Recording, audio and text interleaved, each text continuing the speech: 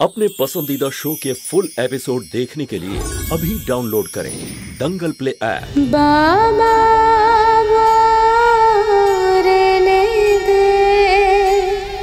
भारती देवी কোথায় ছিলেন আপনি? আপনি দেখছিলেন আমাকে কিন্তু এলেন না কেন ওখানে? হ্যাঁ, আর ওই প্রকাশকে কি আপনি চেনেন নাকি? হ্যাঁ, খুব ভালো করে। ওর জন্যই তো এত কিছু হলো আমার এবং ওই পরিবারের সাথে। অন্যায় করেছে ও, আর ওই সব অন্যায়ের ভাগীদার হলাম আমি। ভালো মানুষের মুখোশ পরে থাকে ওই লোকটা। ও শুধু লোভী নয়, এক নম্বরের প্রতারক ওই লোকটা। এখনো অবধি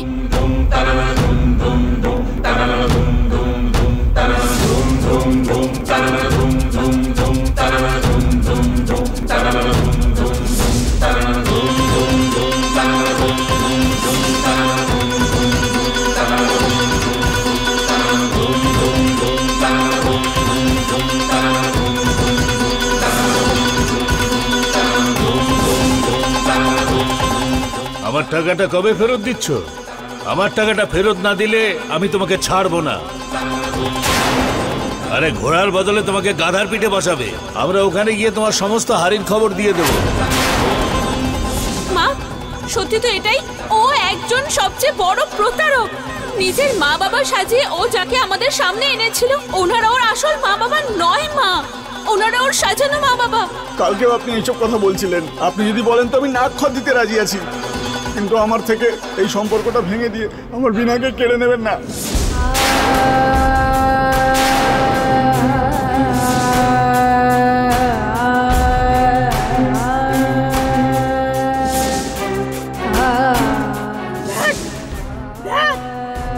দেখ, তোর জন্য আমার মেয়ের হবু স্বামী বিয়ের মণ্ডপ ছেড়ে সব সম্পর্ক ছেড়ে চলে গেল। দেখো কি অবস্থা করেছো। শুধু এটুকু বলো, তোমার কি ক্ষতি করেছিল যে তুমি এই সব করলে ওর সঙ্গে?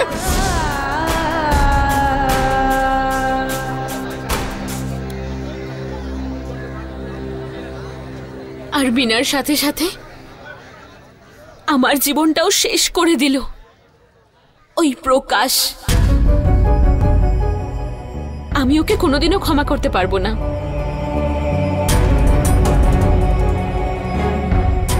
বিশ্বাস হচ্ছে না আমার যে কলেজে কত ভালো ছিল ও, আর শুধুমাত্র পয়সার জন্য এতটা নিচে নেমে গেছে। আমি ভাবতেও পারছি না। যতক্ষণ ওর সত্যিটা সকলের সামনে আনতে পারবো, বিনা এই বিয়ে ভাঙার যন্ত্রণা থেকে বেরোতে পারবে না অমিত বাবু। আর আমার ওপর আশা এই মিথ্যে বদনামও মিটবে না। সবাই এটাই ভাববে আমি এইসব নিজের স্বার্থের জন্য করেছি। আমি এই বদনাম নিয়ে বাঁচতে পারবো না। যেভাবেই হোক প্রকাশের সব সত্যি আমাকে সকলের সামনে আনতেই হবে, বিশেষ করে মুরলী বাবুর সামনে।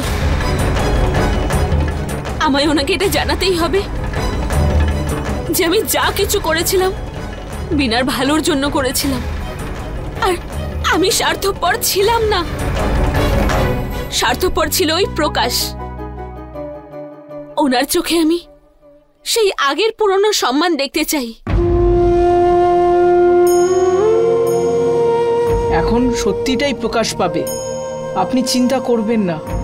প্রকাশ আমার বন্ধু ছিল, কিন্তু এখন আমার চোখেও একজন অপরাধী, আর ওকে ওর অন্যায় শাস্তি পেতেই হবে। আমি আপনার সঙ্গে আছি। চলুন এক্ষুনি থানায় গিয়ে ওর নামে কমপ্লেন করি। এখন আপনার সঙ্গ পেয়ে আমি আরো সাহস পেলাম যে ওনাকে এবার আমরা ঠিক ধরতে পারবো। কিন্তু এইভাবে না অমিত বাবু, শুধুমাত্র খোঁজ দিলে পুলিশ কিচ্ছু করতে পারবে না। আর এখন তো ওনার বিরুদ্ধে আমাদের কাছে কোনো প্রমাণও নেই। আর এইবারেও ও মিথ্যে বলে ঠিক বেরিয়ে যাবে। তাহলে আমরা এখন কি করব? আমরা কোথা থেকে প্রমাণ জোগাড় করব? ওর সাজানো মা বাবার খোঁজ একবার আমরা পেয়ে যাই, তখন প্রকাশের আসল রূপ সকলের সামনে আনতে দেরি হবে না। আর আপনি তো ওর বন্ধু হন, আর আপনার সাথে দেখাও করতে চাইও। তাহলে যেভাবেই হোক ওনার সাথে আপনি দেখা করুন, ওনার বাড়ি অবধি যান। এইভাবে আমরা ওর সাজানো মা বাবার কাছে পৌঁছতে পারবো। বুঝতে পারছেন তো আপনি?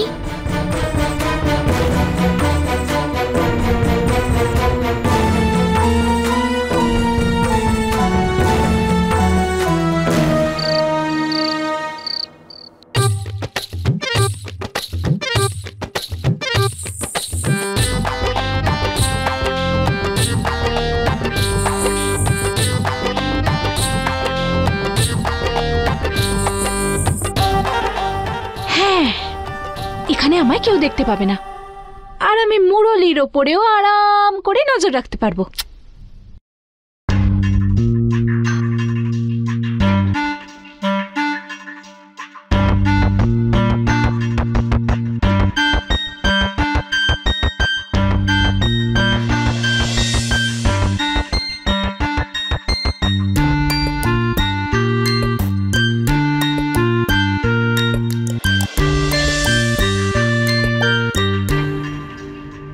খিদে পাচ্ছে, পেটে ছুঁচো দৌড়চ্ছে, কিন্তু এই মুরলি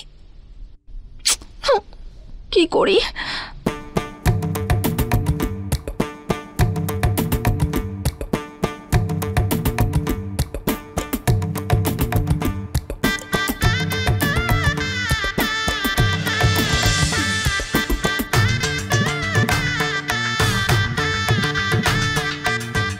এই মুরলি না আসা অব্দি আমি কি নিজের প্রাণ দিয়ে দেবো? জাহান্নামে যাকো, বেঁচে থাকলে 100 জন মুরলি আসবে আমাকে বিয়ে করতে।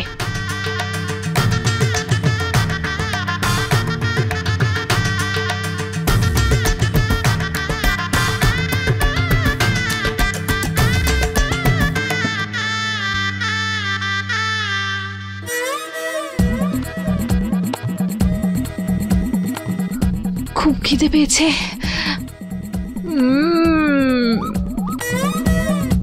প্রাণ বাঁচলো।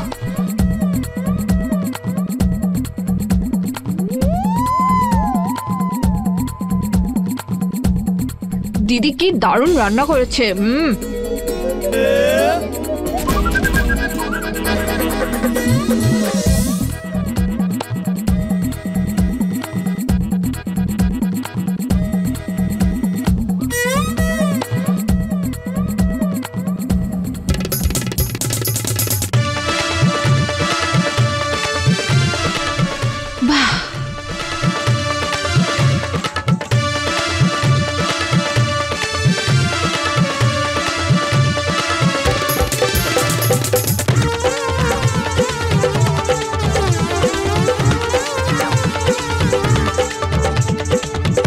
এবার আমার পেটটা পুরোপুরি ভরলো।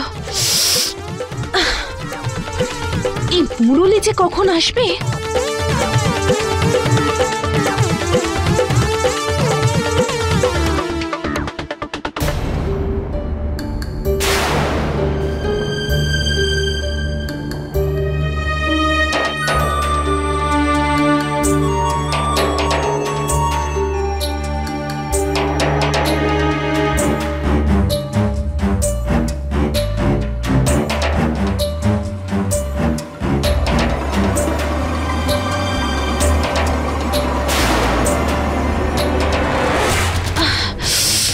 এটা কি হচ্ছে তোর ঝুমকি?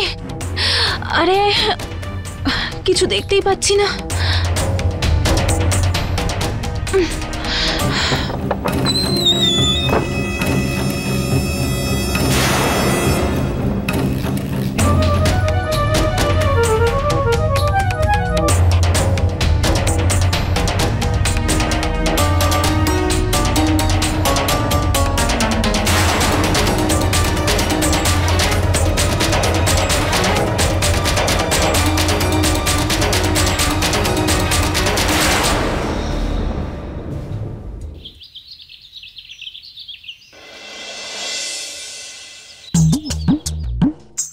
ভগবান রাম, তোমার নাম নিয়ে দরজা খুলতে চলেছে তোমার ভাগ্নি। ব্যাস, যেটা আমি দেখতে চাইছি সেটা দেখিয়ে দিয়ে আমার মনটা আনন্দে ভরিয়ে দিও, ঠিক আছে?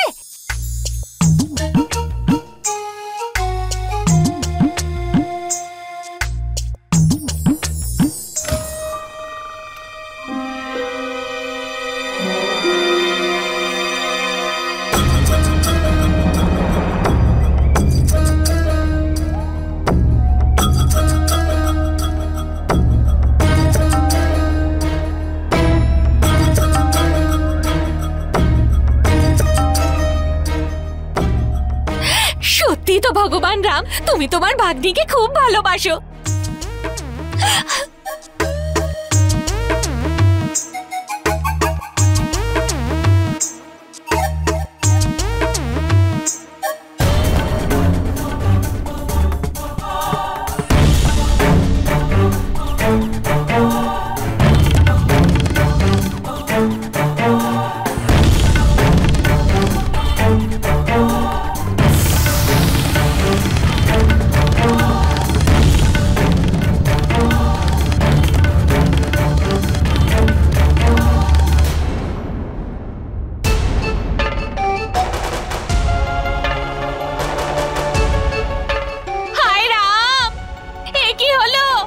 শুনছো?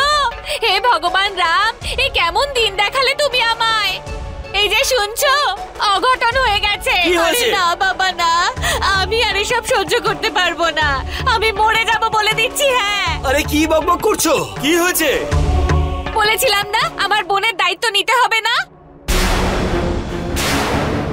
বলেছিলাম না তোমায় এই বয়সের মেয়েটাকে এই বাড়িতে এনো না তুমি? কিন্তু তুমি তো শুনলে না। এবারে দেখো কি অঘটনটা ঘটেছে, একবার দেখো। আরে আমি যদি নিজেকে বিক্রিও করে দিই না, যে সম্মান গেছে সেটা ফিরবে না বলে দিচ্ছি। আরে আমি নিজের মুখ দেখাবো কি করে বাবা মাকে? হ্যাঁ, যে ভগবান রামের ভাগ্নি নিজের বোনকে দেখতে পর্যন্ত পারলো না।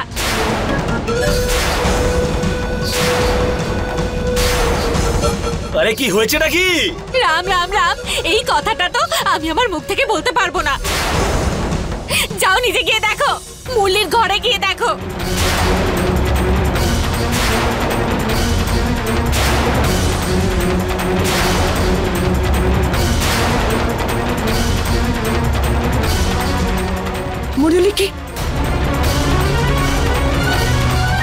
মুরলির ঘরের মধ্যে?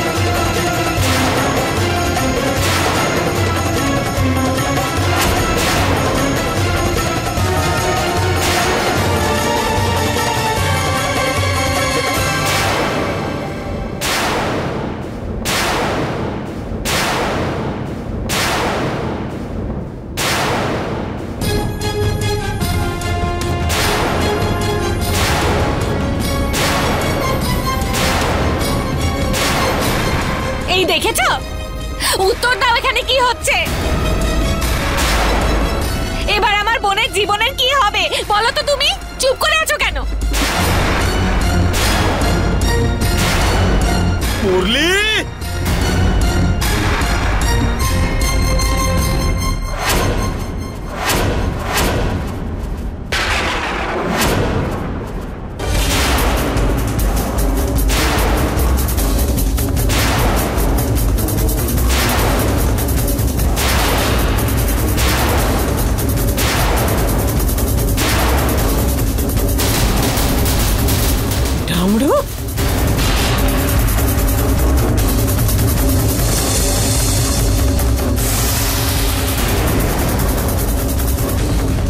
কুমড়ু দাদা, কি হচ্ছে সব?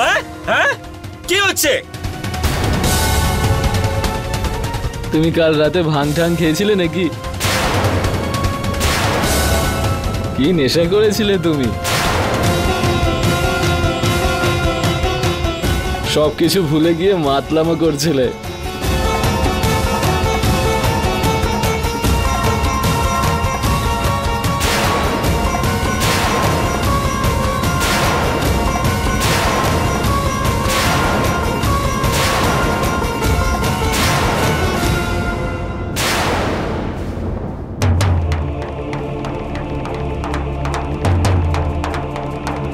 দেখতে পাচ্ছ? দেখতে পাচ্ছ নিজের ছেলের অবস্থা? ও এবার এইসব করছে এই বাড়িতে। তুই মুরুলির ঘরের মধ্যে কি করছিস? ওর সাথে কি করেছিস? মা আমি তো একটা কাজ করার জন্য মুরুলির ঘরে এসেছিলাম, তারপর ওকে দেখলাম। ওর তো তখন চোখ নেশায় ঢুলুঢুলু হয়ে গেছিল। ও না তখন আমার হাত ধরেছিল আর একদম ছাড়েনি।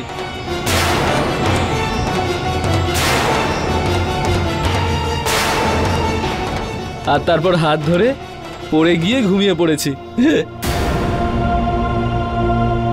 ও এত শক্ত করে আমার হাতটা ধরেছিল না, আমি ছাড়াতেই পারিনি। জানো, বাঘের থাবা হয় না যেরকম, এইভাবে ধরেছিল। আসলে মা, আমি ভেবেছিলাম ও যখন ঘুমিয়ে পড়বে না তখন আমি হাত ছাড়িয়ে নেব, কিন্তু তারপর আমারও ঘুম পেয়ে যায় আর আমিও ঘুমিয়ে পড়ি।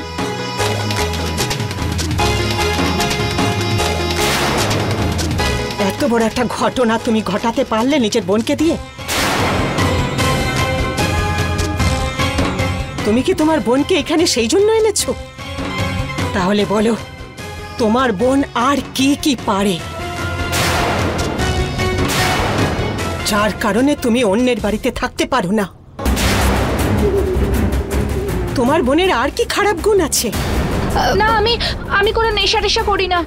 ওই হোলি আসছে না, তাই আমি দেখতে চাইছিলাম ভাং খেলে কিরকম হয়, তাই জন্য আমি দুধের মধ্যে একটুখানি ভাং মিশিয়ে খেয়েছিলাম। কিন্তু আমি কি করে জানবো? আমার কিছু মনেই থাকবে না, না হলে আমি ভাঙে হাতই দিতাম না। মিথ্যে কথা বলো না, দোলের দিন আসতে এখনো দেরি আছে। এই জন্য মিথ্যে কথা বানাবার কোনো দরকার নেই। মেয়েদের কাছে সম্মান হচ্ছে আসল কথা, সেই সম্মানকে নিজেকেই রক্ষা করতে হয়। তোমার ভাগ্য ভালো যে আমার ছেলে সৎ, রীতিনীতি মানে। তুমি যেই কাজ কালকে ডমরুর সাথে করেছো, সেখানে যদি অন্য কেউ থাকতো তাহলে ভেবে নাও কি হতো। চল ডমরু। মা চলো দাদা।